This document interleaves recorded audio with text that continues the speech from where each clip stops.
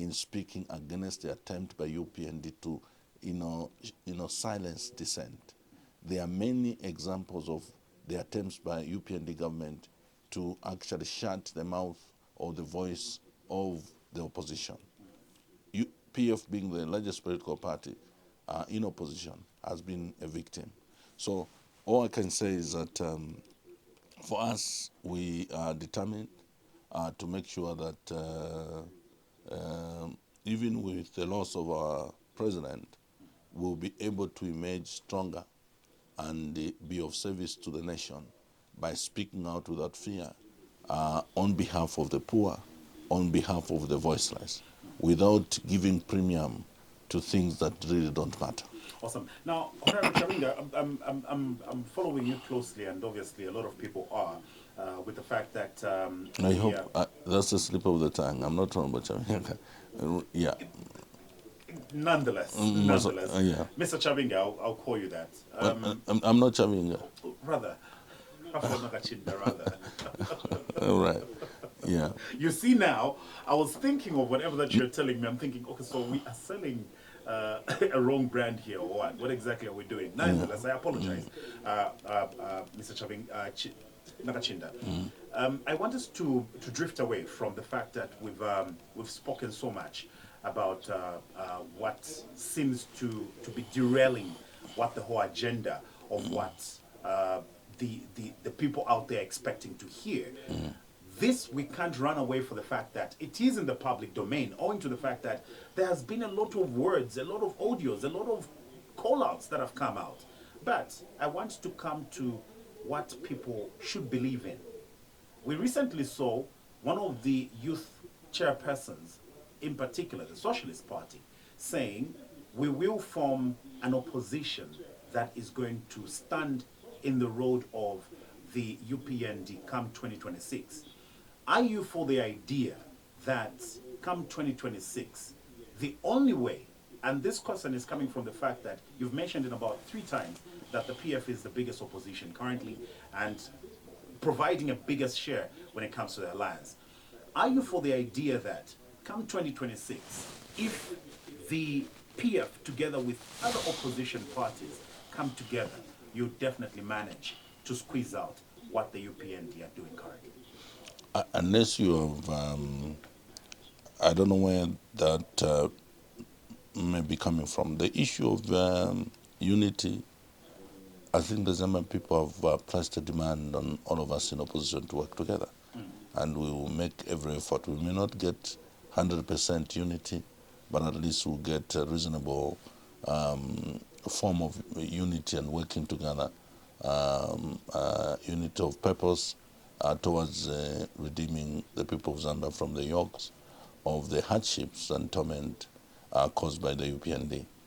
But I want to correct the notion to suggest that when we say we are the largest opposition, we're talking about a political entity. But the real opposition for the UPND is not political parties. Political parties are just vehicles, platforms through which the Zambian people express themselves. The real opposition for the UPND are the Zambian people who are suffering, those who are experiencing the pain of high costs, the high cost of living, the cost of fuel, the cost of minimum, the cost of basic essential commodities that people depend on a daily basis.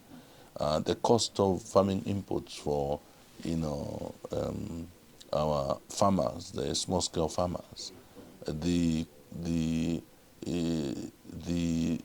blatant theft of public resources, as reviewed by FIC and the Trend report that has reviewed figures that would cause every patriotic Zambian to have their tummy turn. We have been trotting around with a begging bowl, looking for $1 billion from IMF and other stakeholders, when under our nose we have had illicit losses, and even to call it illicit losses is really an understatement. This is state orchestrated and managed externalizing of finances into private pockets to a tune of 3 point something billion dollars. If you look at accumulatively what the report is revealing for the past 10 to 12 months from 2020, 24 into 2025, which is basically about 4 months into this year, we have lost slightly over 140 billion kwacha. And if you look at what the UPND boast about, the UPND say they're taking development to the people through CDF, and they have loaded a number of activities around CDF, whether it is infrastructure development, empowerment of citizens, in scholarships and all that. They always refer to CDF. But how much is being given every year or per year to constituencies? Somewhere around 30 million kwacha. 36 million. Yeah, we can say 36 million kwacha. That's what is being given per year. Now, if you multiply that 36 million kwacha times 5 years, it will give you somewhere around 170, 180 million kwacha. Now, if you divide what has been stolen in 12 months or 10 months, $140 billion, you divide it by 156 constituencies, is giving you averagely above 800, 850 million kwacha. Do you know, my brother, how much that money or what that money can do if it was put in a constituency? No. So the disparity is too abnormal when you look at what is going out of this country. Coupled with that, you even give foreign entities, mining entities, tax holidays to a point where mineral royalty is actually refundable. And we spend hours on radio just criticizing each other, when the actual corruption, the actual sabotage of the interests of the Zambian people economically is happening in such a scandalous manner. I would encourage that. I think we need to pause as a nation and ask questions. What has gone wrong? What is so wrong about us, Zambians, Africans, that we have to continue with this cycle of having leaders who are puppets of foreign entities, that they would even find sleep they'll go home and find sleep when, resources that are supposed to be enjoyed by Zambians have found their way into private entities in foreign lands. And then our people here are subjected to the challenge of road shedding. And because the energy or electricity is one of the aiders of economic activities, those who are in welding, those who are in saloons, those who are in butchery business, those who are in barber shops, those who are doing something on the streets, who are the majority in this country, have been sabotaged, their business closing because they can't have electricity. The option of having solar and all that requires capital. But when you go to the financial sector, whether it's banks and so on, they don't have, they cannot provide the finance required for these small-scale businesses to access, because government also is going in the, in the sector to also borrow money, and they crowd out the businesses, big or small. So the cycle is so terrible and choking for an ordinary Zambian. But if we get to Esapa Radio, I think that's what we. I like where you're going, Mr. Raphael Nakachinda here. I want to find out. You speak with calmness. You speak with vision. You speak with wanting to change, whatever the roller coaster is like now. Are you telling us that this is the different patriotic front that a lot of people probably complained about 7 years ago, saying things are not okay? We are experiencing all this hooliganism, we're experiencing this bullying and so on. You speak with a lot of democracy in your voice, in your tonation. You speak with a lot of empathy for the people of Zambia. Have you, as the PF, realized to say the channel that we really need to take is to show empathy and show the proper democracy that the people of Zambia and the people of Africa really deserve? Listen, first of all, what is the ideology of Patriotic Front? Okay. Why were we pronouncing ourselves through our first president that we're a pro-poor political party? How is it that we're able to pronounce our policies in such a way that I spoke and resonated with the ordinary people? It's from the same place to which I'm expressing myself. The complaint and the beating that we got from those who criticize PF in opposition, particularly the UPND, most of which through propaganda, they could not fault us in terms of development. They basically, developed the skill of spinning propaganda against PF in relation to cadres. When you look at the so-called cadreism under PF, it was basically what I could say, those associated with PF, they will be in the streets and making noise, inconveniencing maybe people in terms of movement. But the UPND's cadreism is that they have taken cadres into institutions of government. The difference with you is they were on the street, but the UPND They are in government. In government. So you can have ECZ, which is supposed to preside over the elections. UPND cadres have been appointed as commissioners, including the chairperson. You have a situation where, because there's a matter that is before the Concord, all of a sudden there is this rush, clearly Mingarato, to remove some judges, in a dramatic manner. And new judges are appointed, some of which were here. The allegations that that's when they are going to do quote-unquote courses in human rights. You understand? Because at Parliament, they were, when they were being scrutinized, because obviously they needed to be ratified, a number of them were found that they were not even qualified. There were even questions of proximity to the UPND and the leadership in UPND. All these things speak to the fact that when you talk of cadreism with PF, it was the irritation of cadres by the noise they were making in certain places. The streets and out there. Yeah, maybe at a bus station. When Misaka Indaichirema says, do you want to be beaten again, to be, for pangas to come back and so on? It is a twist of facts.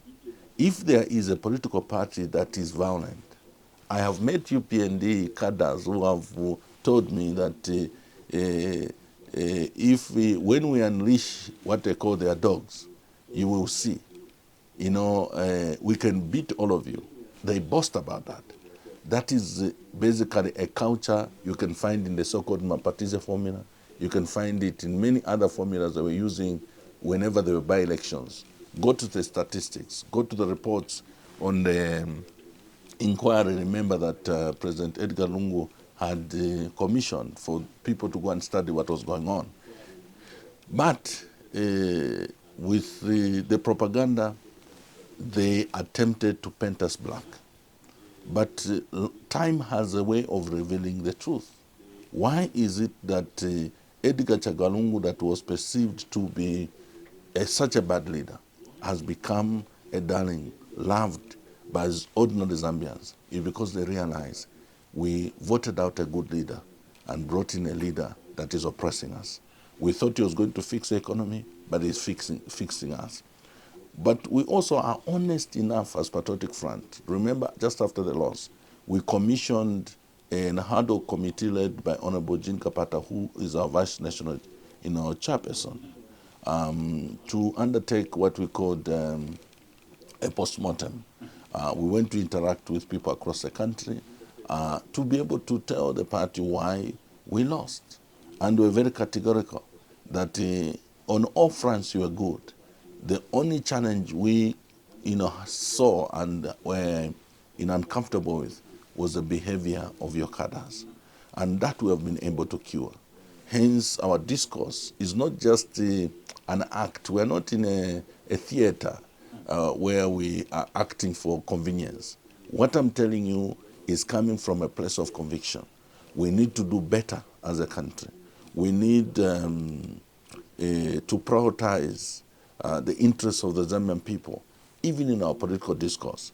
When you interview a person who are advancing mainly the rhetoric of wanting to promote themselves, and it's about themselves, just know that they've lost the plot. The real value or the values we're advocating for in PF is that the collective interests of the Zambian people matter more than personal interests. They even matter more than the partisan interests.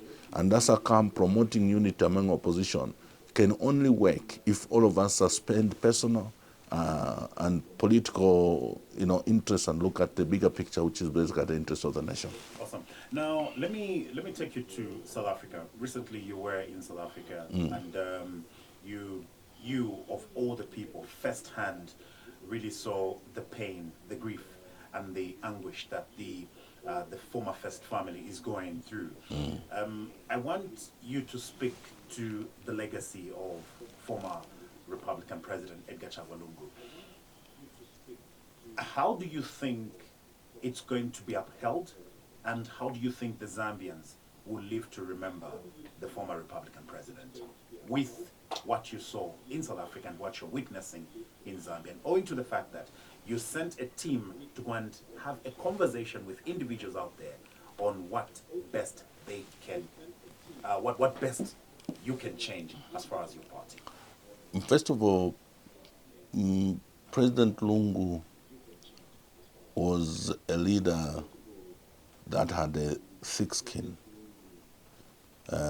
Looking at how much he was criticized, maligned, misunderstood, and painted in a manner that when you get closer and got closer to him, was totally contradictory to the real person and the values he held. Okay? And during his presidency, first of all, what speaks for him is that he did not emerge through ambition to become president. It was more or less obviously like divine appointment and the trust of the people. Even when he had the opportunity to impose himself as a leader, when he was left as acting president of the country, when others brought about some interpretation around who should act now that President Sata died, everybody said, "You're acting president, remain firm and commandeer this because you're already in situ." President Lungu chose the other way. He took back the instruments of power and said, "Please, you can proceed." That's how Vice President Guy Scott acted as president.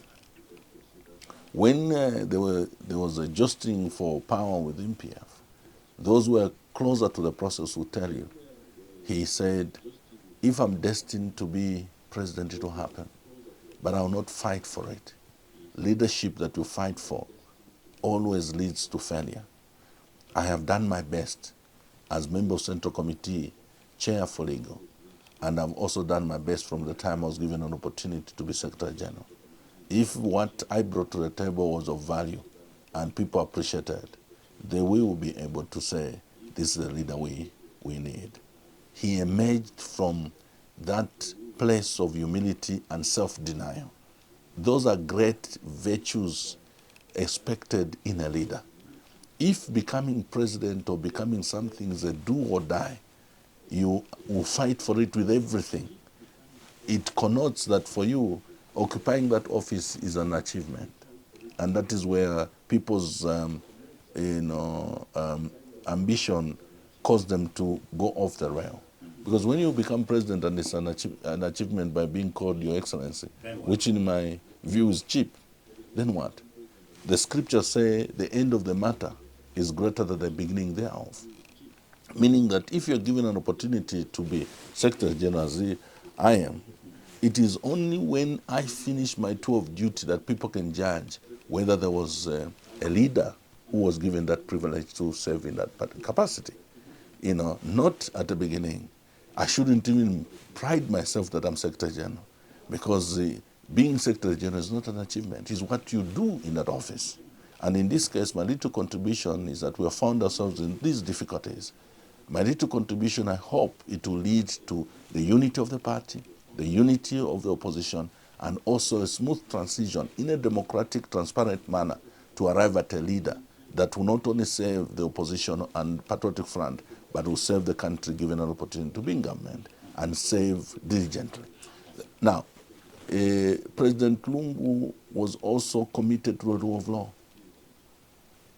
And what he did as president is so tangible that it's difficult for anybody to ignore. It's difficult for anybody to deny. It's difficult for anybody to erase. He was Minister of Justice before he became president. There was a debate around the draft constitution that the technical committee had come up with. When he was Minister of Justice, he said, this draft will see the light of day in Parliament. My turning point in working with President Lungu was around that constitution, because, when the draft was introduced in Parliament, he said it's a document.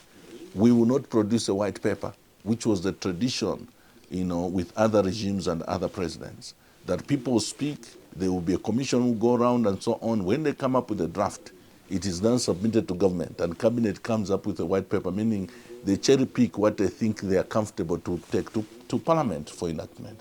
For him, he said, take it as it is. Simbiakula, I'm appointing you to take this document as it is. That's how the running mate clause found itself in the Constitution, 50+1, and other provisions, which some people criticize, but today they are celebrating. Remember how critical the likes of State Counsel John Sanga were when this process was being undertaken under President Edgar Chaganoung.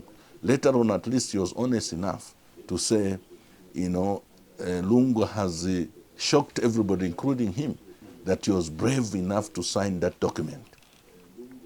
At the time, people were threatening President Lungu that he will lose the election if he allows 50+1 running mate and all this to be put in the Constitution. He said, if I will only be in office for 1 year and some months, and I am able to give the people their document as they wished it to be, so be it. That speaks to his legacy. Infrastructure today, infrastructure development in all the provinces without any discrimination. Whether you talk of Northwestern Province, you talk of Western Province, you talk of Southern Province, you talk along the Rhine of Rail, he traversed this country without any form of discrimination. He was accused many times that maybe his tribalism and so on. Some of the appointments that he made to cabinet were deliberate to make sure that the One Zambia, One Nation motto was upheld. So the legacy of President Edgar Chaganoung is there for everybody to see. He was a humble defender of our values as a people. He is known to have stood against the foreign pressure to legalize foreign values like LGBT rights. You remember the interview he had with that lady from Sky News, who came to pressurize that, no, don't you think you risk losing foreign aid if you don't embrace these values? He said would rather remain poor. Keep your foreign aid, if that's what foreign aid comes with. I remember the words correct. Yeah. Yes. So that's the legacy of a man. What is the legacy of some of our people who are in government today? That's a question that a lot of Zambians definitely would want to ask. Let's jump a little bit away from the Patriotic Front and the Tonse Alliance. But let's speak to some of the talks, or should I say, the street talks currently, as well as every other Zambian talk. We have vast land in Zambia. And currently, I want to say it's our biggest asset. Yes, we have the mines, we have everything, the rivers and whatnot. but land in Zambia is vast. If you drive from here to Kasama, you appreciate it.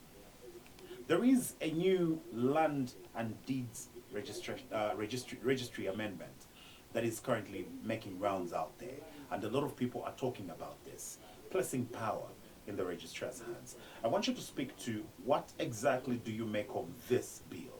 And what do you think? Is this the right thing that Zambians need? And also, as we speak about this bill, let's speak to the Bill 7. Do we have anything similar that has featured in the Bill 7 that was in Bill 10? Well, first of all, unfortunately, when you look at the laws that are being pushed to Parliament, they all speak to the mindset of the leader, HH.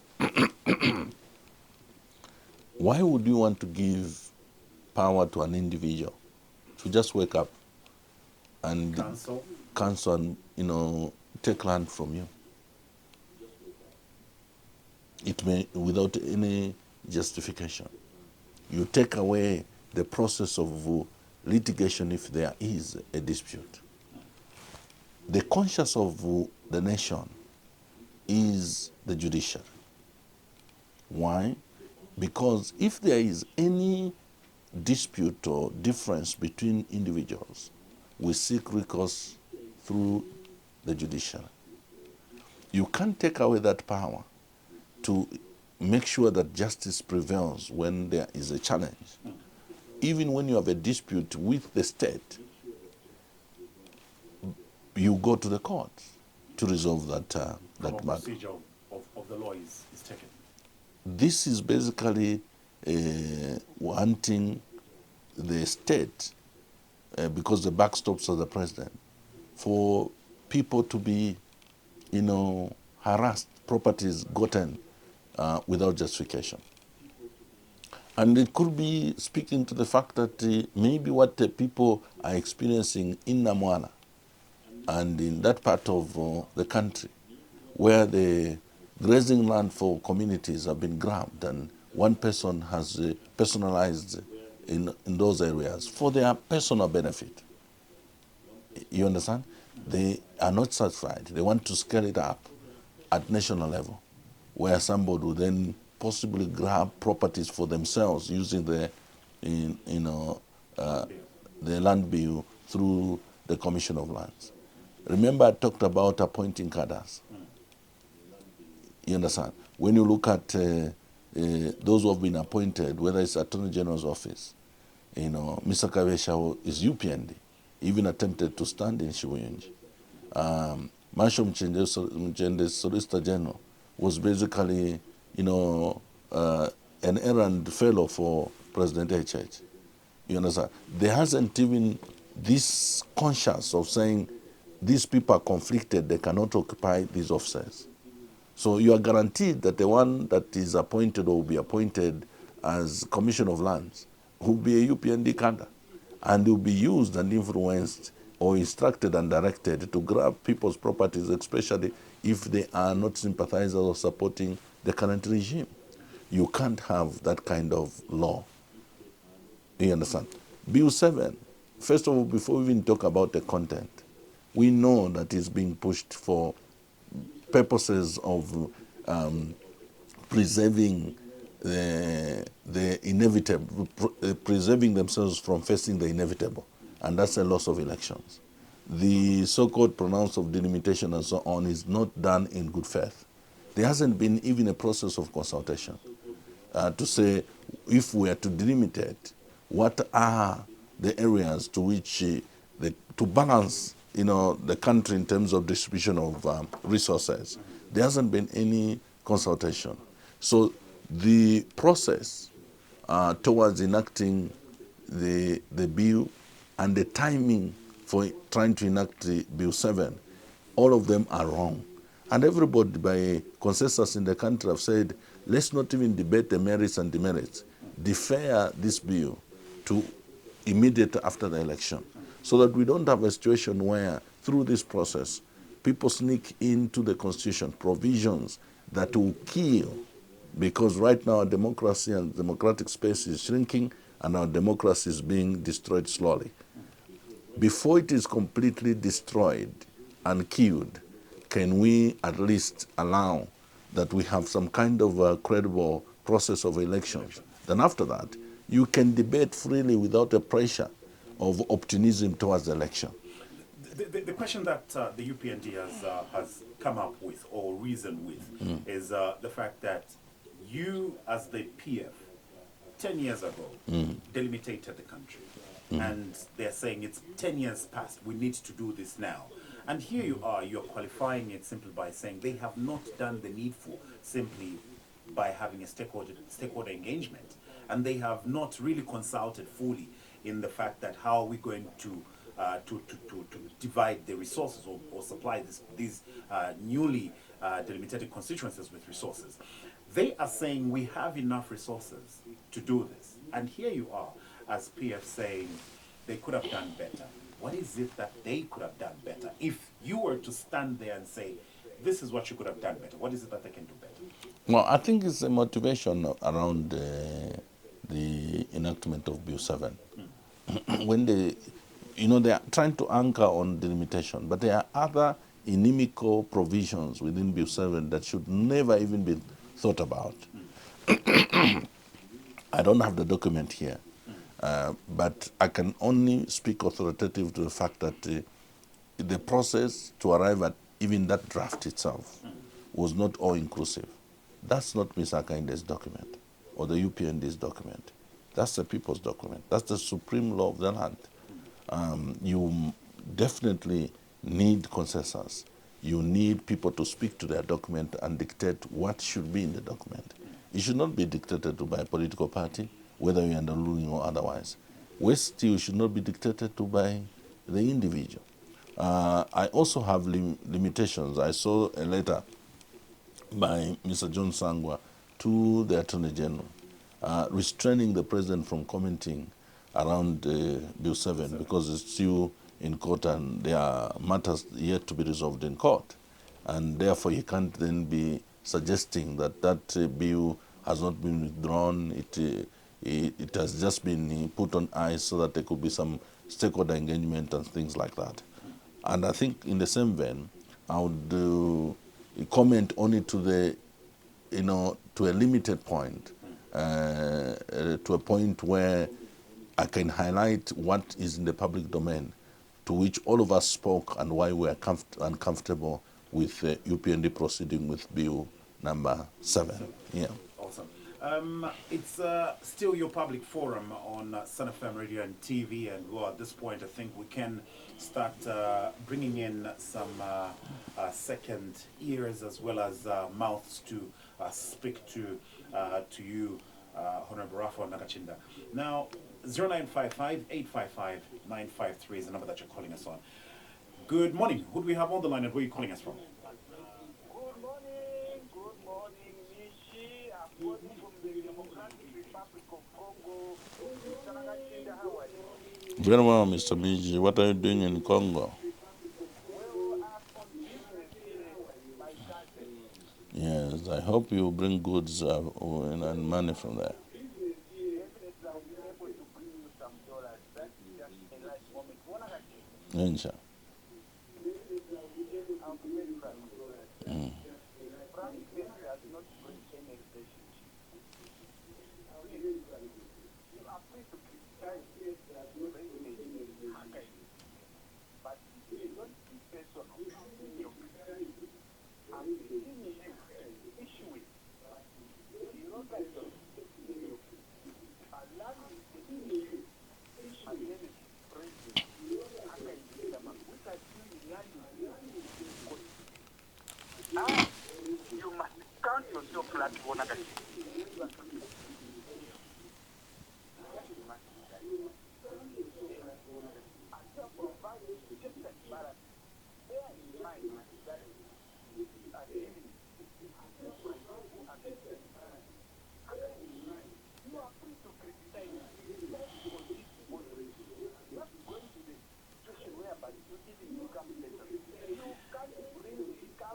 And your 1 minute is down. Thank you very much for coming through. Do remember that we get to give you 1 minute as you get to give us your call. 0955-855-953 is the number that you're calling us on. And well, Give us your question, your contribution on your public forum. I do have Honorable Raphael Nakachinda. Good morning. Yes, good morning, my brother. Good morning, thank you. Who do we have on the line and where are you calling us from? The voice of the voiceless, Shepherd from Dora. Mr. Shepherd, kindly go ahead. Mr. Nakachinda is here. Honorable Nakachinda, good morning, sir. Good morning, and how are you? And not complaining, we are okay. Thank you so much. First and foremost, I want to say, me, myself, I'm very much disappointed with some of you politicians. You have really failed us and you have made us poor as a nation. Why am I saying so, Mr. Nakachinda? I, for one, my first disappointment is that I expected your party, PF, to be giving proper checks and balances and pressure to the government of the day.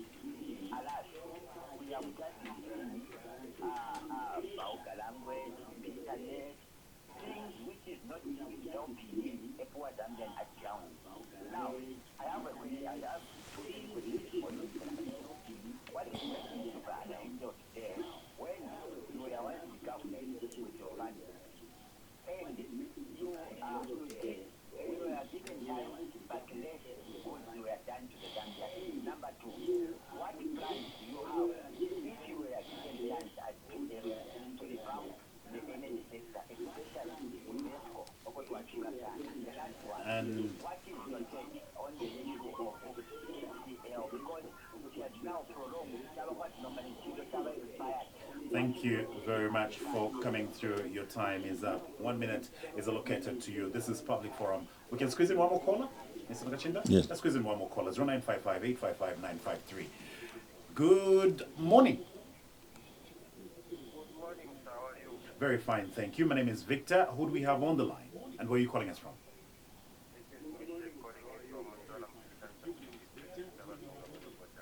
Kindly go ahead, Mr. Meshek.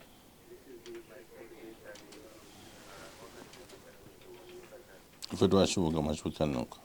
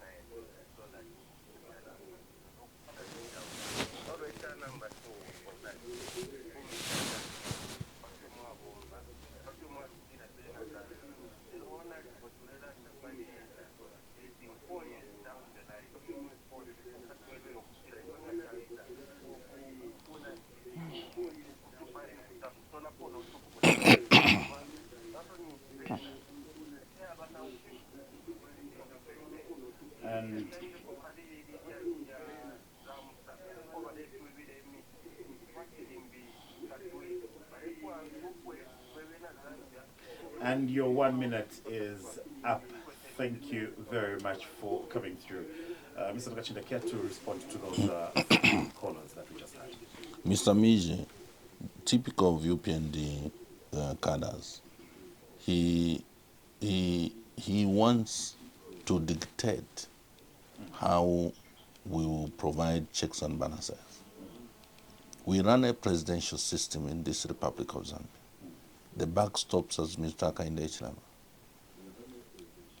The difference between Mr. Nakachinda and Mr. Lungu, Mr. Sata, Lupia Banda, Manawasa, Chiluba, and Kaunda was that all these presidents, and I remember when I was verbalizing it, he said, I have developed a thick skin. A president must have a thick skin.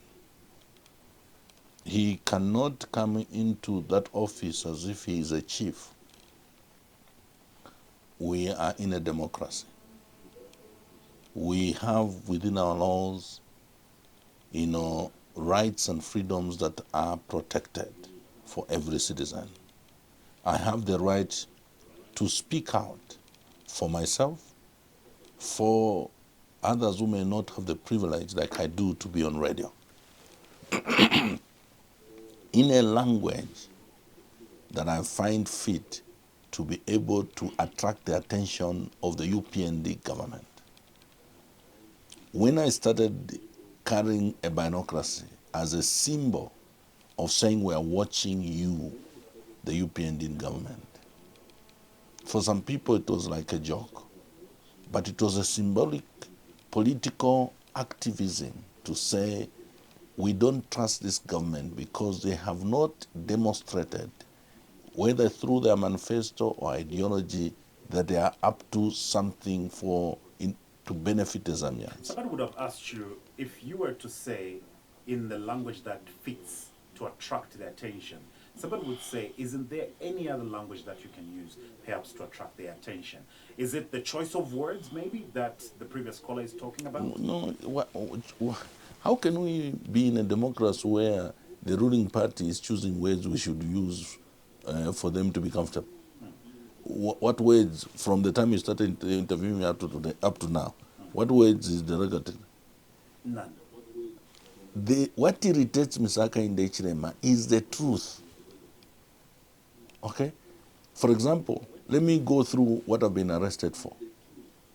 One time I was arrested for saying he is ignorant, but I said it in Bemba, that Kwena Marufianya, you have gotten the most ignorant person and put him into State House. It was twisted. For them, it's an insult. But if I compare Haka in the Ichirema to Venon Mwanga, who comes from the same area I come from, I compare HH to Mazoka, I compare HH to Ben Mwinga, I compare HH to Mainza Chona, I compare HH to all these people who participated in the governance of this country at different levels and portfolios. You understand? And with distinction, and are celebrated today. He can't compare. In terms of knowledge of governance, he can't come even 10% to VJ. That's my opinion. You understand what I'm saying? So calling him ignorant, is it an insult? There are areas where I'm not competent myself. I'm ignorant. You understand what I'm saying? And if somebody comes and tells me that you're ignorant in relation to medical expertise, why should I consider that as an insult? But I was arrested for that. Okay? 2, I was arrested for, condemning revelations that were coming from the office of the president through his aides, that they are now in charge, and even in charge with the judicial officers. They are even summoning them to give them instructions. What has happened now with Chavinga's revelation? Talking to a minister, saying that if you kuya kusa Africa kuya mkulisha mo judge to go and corrupt a judge. But I was facing a charge because I exposed the truth. What the UPND call insults and derogative language is when you confront them with the truth. Let's try to put more calls. 0955-855-953. Good afternoon. We're now in the afternoon. It crosses over. Good afternoon. Very fine, thank you. Who do we have on the line and where are you calling us from? Mr. Anthony, kindly go ahead, please. Good morning, sir. How are you?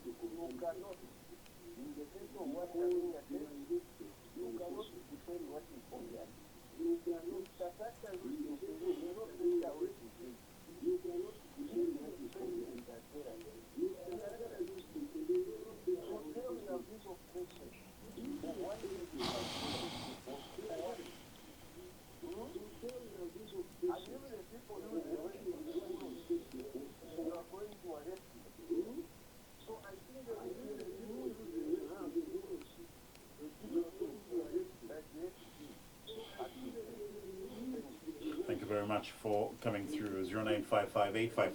0955-855-953. We were also responding to the other callers on the before we picked up this one. Yeah.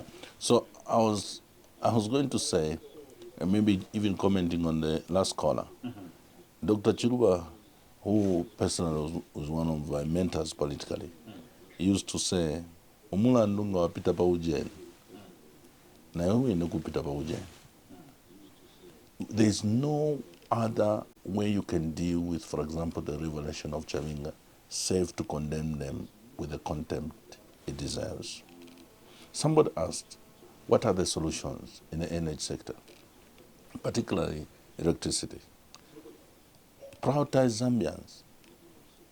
All the exports that are being undertaken, within the region and beyond, the fact that the economy is being affected by lack of electricity, don't benefit an outsider before you benefit your own people. So cancel that. You understand? That's the first place of relief. Two, You're speaking to the exportation of power. yes, cancel that. Why do you want to prioritize giving a service to a foreigner or your neighbor before you can basically service your own people? Two, why are we giving mining entities, tax holidays, including the usage of electricity, prioritizing their production, when in fact whatever they produce is leaving this country without really significant benefit to Zambia? Why don't you allow them to pay equal to what they are consuming? And you generate enough money to be able to capacitate ZESCO with other sources of, means of generating, electricity, so that you can relieve the ordinary Zambians. If you look at what goes to the mine, the consumption, the electricity consumption. consumption to the mining sector, compared to what ordinary Zambians are consuming, it is possibly what we consume as ordinary people is a third of what the mines, are consuming. But when you look at what the mines are paying, they have been granted, holidays and relief in that regard. It is that warped mindset and ideology, maybe through blackmail and sometimes through, individuals benefiting, that is causing us to suffer what we should not ordinarily suffer. So that could be the first two steps we take to relieve an ordinary Zambian so that they can have at least over 20 hours of electricity. 0955-855-953. Good afternoon. Good afternoon, thank you. Who do we have on the line? Mr. Chanda, kindly go ahead. Good afternoon, Bachanda Mulishana Kundora. Thank you.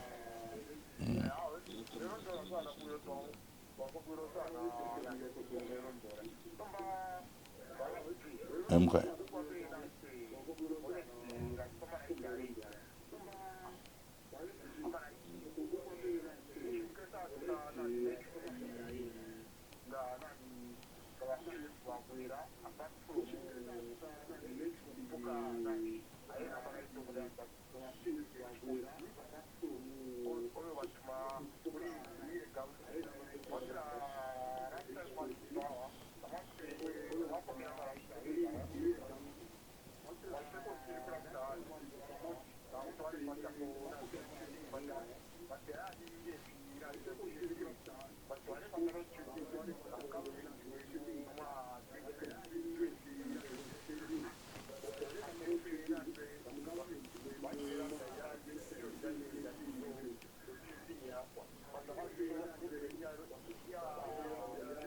Thank you very much, and your time is up.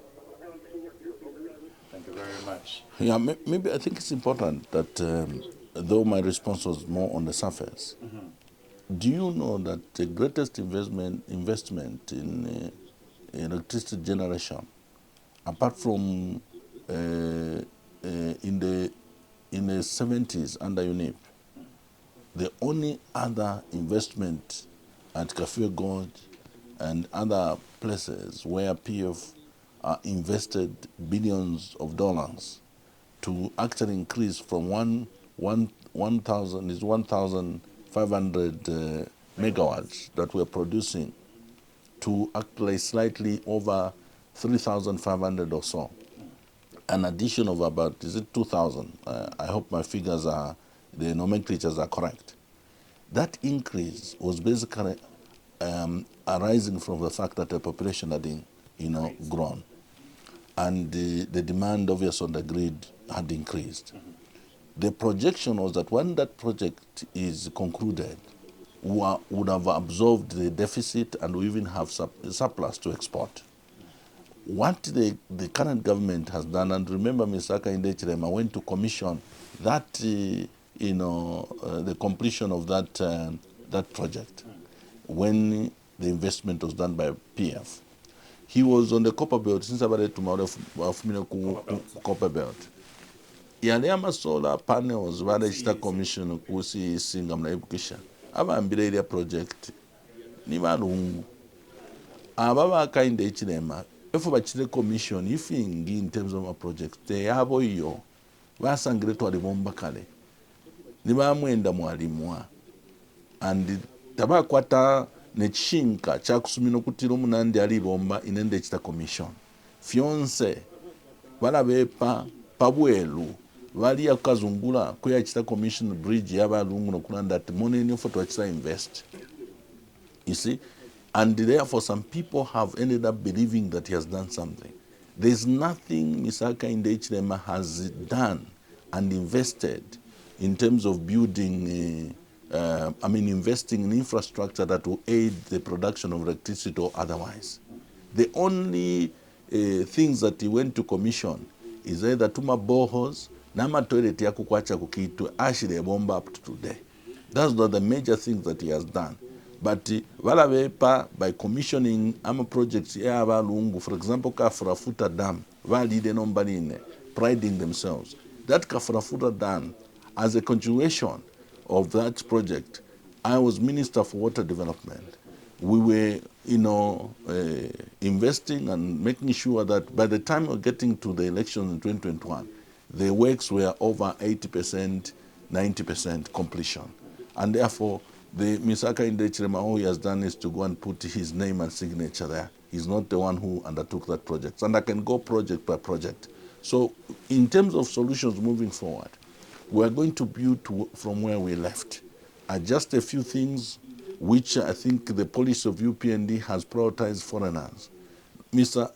Lung and PF, in terms of our policies, we look inwards first before we can look outward.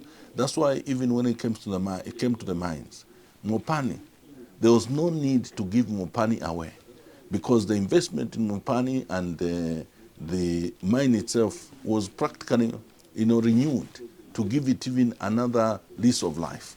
What we needed is to assemble Zambians who, through that equity, they can be able to source funds out there and maybe an equity partner, with less percentage and government having an interest. All the monies that would be generated from the production of copper and other minerals from that mine would have been domiciled in Zambia, and our economy would not be as bad as it is. But what has happened? We have ended up having people who don't even have a traceable record of being in mines, and we suspect there could be people who are behind that investment because they are owning it through proxies and they're giving it to themselves. When you have dealers, business people, mafias taking the reins of power, that's what happens. They do everything from a point of their interests, business interests, not the interests of the citizens. Awesome. Now, as we get to the dark hour of this show, I want us to zero in, obviously, on the First family in particular. You've stood very close with the Lungu family in this hour. You and Makebi Zulu, you've spoken on behalf sometimes, Mr. Makebi as well. I want us to maybe tap in a little bit into the barrier of the former president. Are we seeing this issue been concluded amicably? And when I say amicably, can it be concluded between the Zambian government and the Lungu family? Is there such kind of light between these two entities? If the UPND government and the president was sincere and honest about this whole process, it would have been resolved a long time ago. When you say sincere and honest, what I exactly? mean, if you go to the table to discuss a matter, there's either a dispute or impasse or something like that. The only thing that cures that dispute is honest discourse. You should be able to sincerely commit, and what you have committed to, you don't divert. The moment you go to the negotiating table with a view of tricking the other, you never resolve the issue. And you expect that those who are in government, especially the president, would be honorable enough, because that is the office he occupies is a symbol of our sovereignty. It is expected to be occupied and function from a place of truth, righteousness, justice, and propel love, not vindictiveness and retribution. You understand? President Lungu came back to active politics. What motivated his coming back to active politics? He spelled it out. Go to his speech. The democratic space of the country has shrinked. The opposition, main opposition, the party he led as president, has been tampered with and grabbed from the rightful leaders of the organization.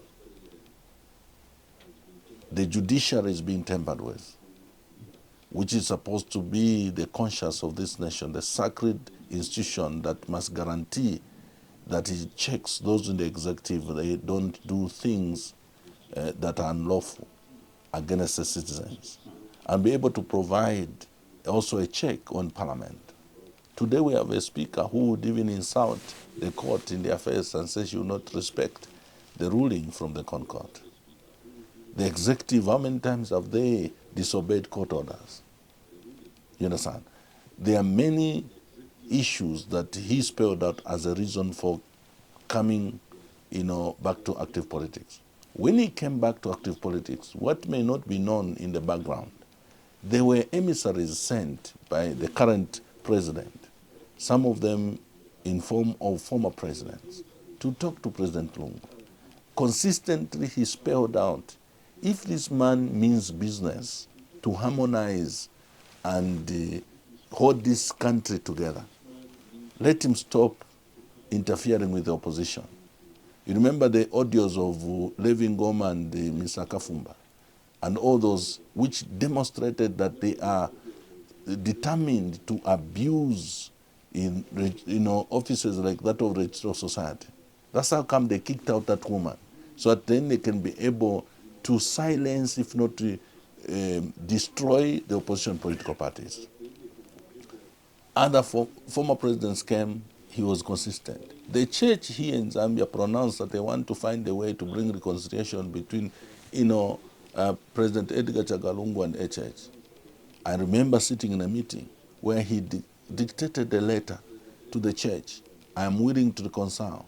But the reconciliation should not be perceived to be one that suggests that I have personal issues with the church. The issues we have and I have is ABCD. Give the party back to the rightful leadership. Allow PF to function properly. Allow members of parliament in parliament to be able to provide checks and balances without any interference. Today we have a bad record of having members of parliament arrested and imprisoned. My young brother Munia Zulu is in jail. For what? For speaking out within the precincts of parliament where he enjoys immunity, but he's in jail. Mabonga, today they want to grab the seat by even having a by-election undertaken when, first of all, she was jailed for doing what? Speaking out on the rights of a fellow member of parliament and citizens. When you ask the justification for that, they say the language was banned. What language would you use when a member of parliament has been abducted, his life threatened. And he mentions people within government, some of them around the president, to have been the ones behind the abduction. It even goes to court. And in this country, we think this is normal. You understand? So, if there is any discourse, President Lungu said, I don't want to be part of people trying to suggest, after being treated the way he was treated and how PF is treated, how citizens are treated, that in my death you come and start pretending I'm a statesman and all that. That is what has led to this discussion on impasse. If the wrong that has been occasioned against ECL, against his party, against the institutions of government are appreciated by those who are in government, and the commit that I think arising from the death of ECL, it has opened our eyes that our political discourse has not been right the past 4 years. And I think it's an opportunity to make amends so that we can realign this country to go on the path of proper democratic institutions being respected, and also without cadres, and also be able to allow the opposition members of parliament and everybody to function as they expected. They focus on responding to fundamental issues the opposition is raising and they correct them. This country would have made progress. Even the burial issue would have been resolved. But they were going to the family, tricking them. There are pronouncements that are being made back home here that the moment the body comes, you will not even have a chance. And it's coming from one of the institutions, security wings. And then the program is agreed, pronouncements are made, changes are made without even consulting the family. So those are the issues that brought about the impasse. To make it matters worse, they decided to go to court, which litigation has also oversteps to a point of destabilizing our good diplomatic relationship with South Africa. Even to a point of suing a minister of international relations who respected this president and this government by coming on behalf of President Ramaphosa to engage the government on how best this issue can be resolved. As a leadership in PF, we have pledged to stand with the family, but we have also been available to engage whoever that has issues around this impasse, to be able to tabulate what the issues are and challenge them. If you are honest about wanting to resolve this issue, come to the table with clean hands. Come to the table with clean hands and be able to face whether the issues being raised by the family and the party and other stakeholders interested merit you attending to them. Awesome. Now, Honorable, I would go on with you for the next 1 hour again, but obviously time is never our best ally. You see how 1 hour 30 minutes is little for us having this conversation. Already, it's only about 3 minutes before we clock it out. I want you to wrap it up. And I'm going to ask you a yes or no question. And this is for the benefit of the listener and the viewer. Have you seen, by any chance, the body of the former Republican president, Edgar Chagwa laying in a morgue? Because the question is motivated with some silly insinuations by the ruling party. It's not motivated, but I'm asking because mostly you find that these are calls that we receive on our tabloids. These are calls that we receive, and I'm not able to receive any phone call right now. But I'm just asking from the background of such, and I bet with due respect, I'm not insinuating anything. This is a question that is driven by a caller who wants to maybe find out. Have you or have you not? No, not answer that question. There we go. And we get to respect that. Honorable Nakachinda, it has been a pleasure. You don't know how we've been longing to have your voice on this platform. Thank you very much. And do remember, this platform is widely open to people like yourself, the Tonse